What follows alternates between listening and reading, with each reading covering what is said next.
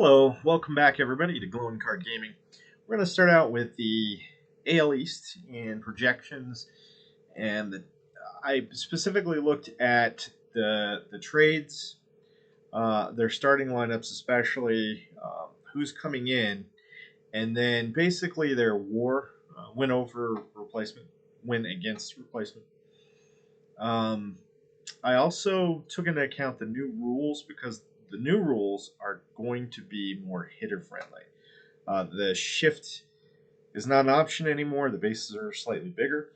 Um, I would imagine due to these new rules, you're probably going to see about 5 to 10 more hits per game, depending on where you're at, and probably 2 to 3 more runs per game. And that's collectively altogether, both sides. So just take that into account. So what I did to kind of figure out the ending place for all of these teams is I looked up hitter friendly parks versus pitcher friendly parks, and if they're favored more towards pitching, I actually gave them a negative in this case because of the new rules. And if they're a hitting park, I actually gave them more credence or credibility because of the new rules. So that those rules are now, when they go into effect, will grant more offensively minded teams bonuses. So, and really, it all started with um, how they finished and how they placed in their division.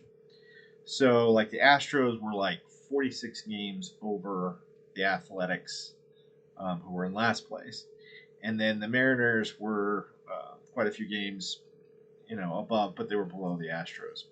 So, going through these lineups and everything, I don't see a lot of significant changes to how teams are going to finish in the AL East. No surprise that the Astros are going to improve. So they ended up at a overall a plus 50, so that's about 45 games over the Athletics, who finished with a plus 5 on my calculations. Um, the Athletics are in a park or or are a team that are more pitcher friendly, or um, and and yeah, I don't know why I was thinking it was the other way. I was thinking I misdid the calculations because Coors Field is the most friendly, obviously, and it is the most batter friendly park. Um, and I got those. One second, let me tell you where I pulled all these numbers from. So I got a page here. This is actually from 2014, and it's ranking MLB's most pitcher-friendly parks by the numbers. And this was something I believe ESPN put out, and they went with a number that's called the TPF, or total park factor. Um, and it's really like one is the even. So they're not pitcher friendly nor hitter friendly.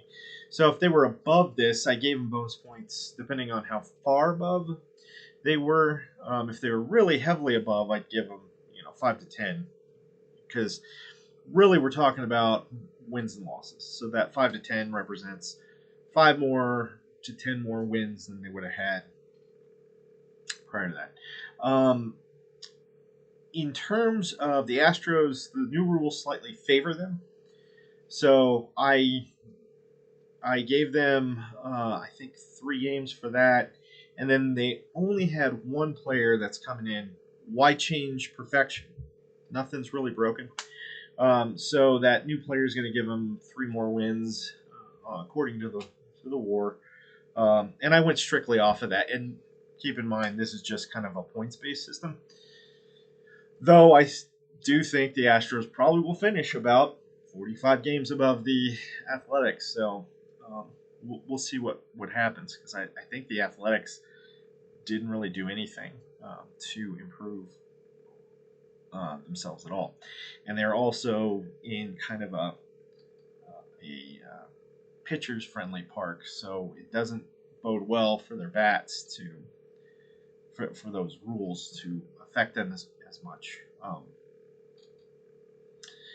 because they don't have a highly offensively minded team, though it's hard to tell what they want to do with their team.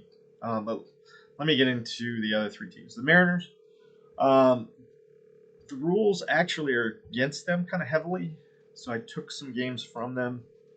And then looking at all the other factors and players that have come and gone from their team, I have them at everybody's at a plus, by the way.